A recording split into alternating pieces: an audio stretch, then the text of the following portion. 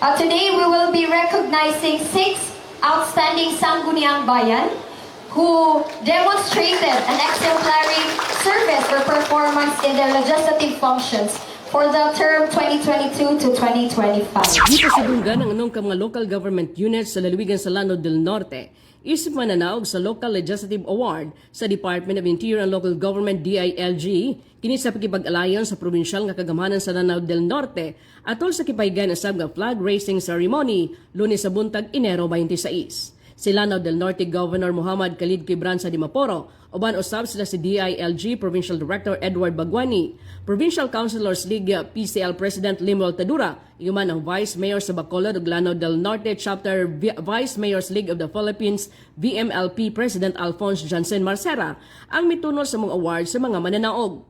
Migula nga mananaog sa 1st to 3rd class category, ang lungsod sa Kapatagan nga kadawat og 50,000 pesos. Second place usab niini ang lungsod sa Lalang nga kadawat og 30,000 pesos. Ug third place ang Sultan Naga de Maporo nga nakadawat usab og 20,000 pesos. Our third place awardee for the 1st to 3rd class municipality is the Sangguniang Bayan of Sultanaga, Dimapuro. Our second place awardee is the Sangguniang Bayan of Lanao del Norte. Now for our first place awardee for the 1st to 3rd class municipalities category, who will receive a plaque of recognition and 50,000 financial assistance from the provincial government of Lanao del Norte, is the Sangguniang Bayan of Kapatagan. May I request Vice?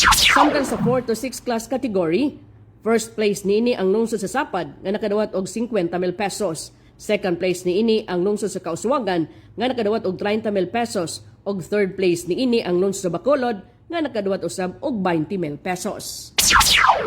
Our third place awardee is the Sangguniang Bayan of Bacolod.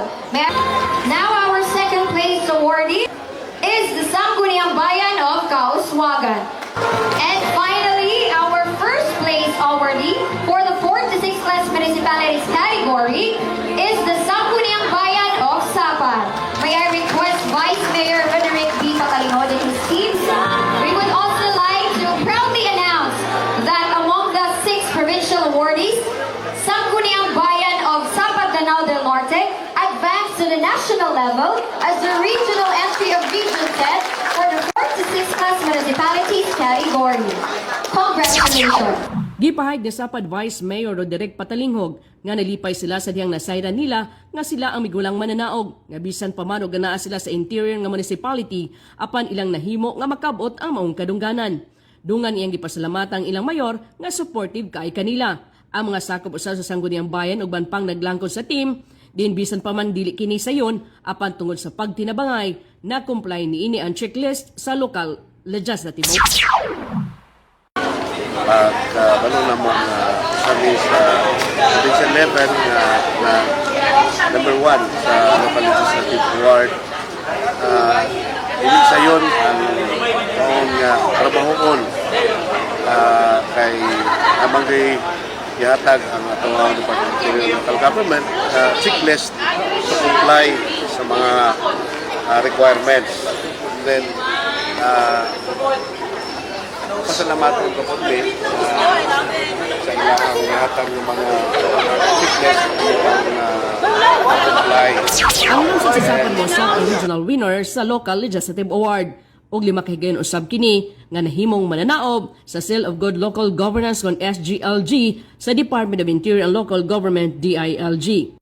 Nahimong sa regional level, number 1. Sa mga kadungganan, mapasigarbon usab si Lanao del Norte Governor Khalid Quibran sa Dimaporo sa nakabuot sa mga LGU. Ilabi na nga adunay nahimong mananaog ini sa regional level. Mato pa niini nga nagpakita kini nga ang mga opisyal sa munisipyo nagtrabaho gayod alang sa kaayuhan usab sa lungsod. Tayo rito, and you definitely make all of us proud.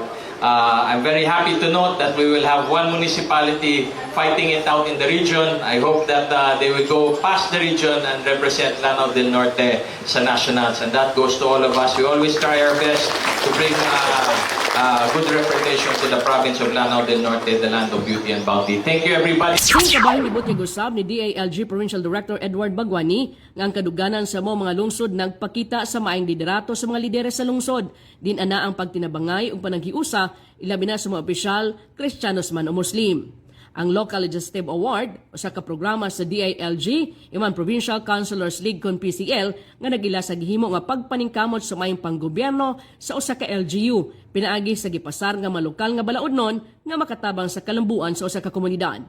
Ang maong Local Legislative Award alang kini sa calendar year 2022 ngadto sa tuig 2025. Din ang mismong probinsyal nga kagamhanan sa Lanao del Norte ang nagahin og pondo alang sa mga cash prizes nga nadawat sa mga mananaog. Kini si Betzer W. Mabuang alang sa DXNE News Update.